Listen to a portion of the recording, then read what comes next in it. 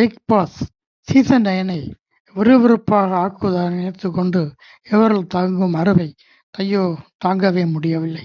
School task என்ற பெயரில் கமருதீனும் பிரஜீனும் தாடியை எடுத்து கொண்டு வருகிறார்கள். ஒருவர் வார்டனாம், இன்னொருவர் பிரின்சிபாலாம்.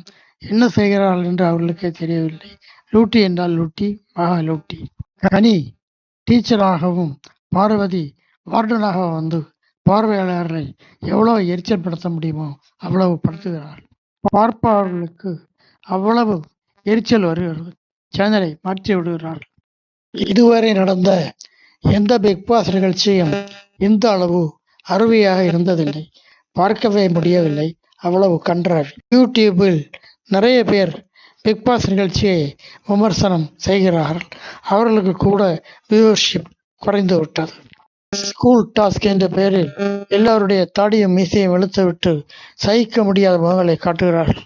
இப்படி ஒரு கேவலமான டாஸ்க் தேவையா இந்த பிக் பாஸுக்கு? எதற்காக அழுகிறார்கள் என்றே தெரியாமல் ஆளாளுக்கு அழுகிறார்கள்.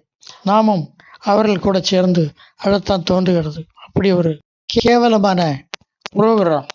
நேற்று கூட 10 நிமிஷம் பார்த்து விட்டு அதற்கு மேல் பார்க்க முடியாது என்று சேனல் மாற்றிவிட்டேன்.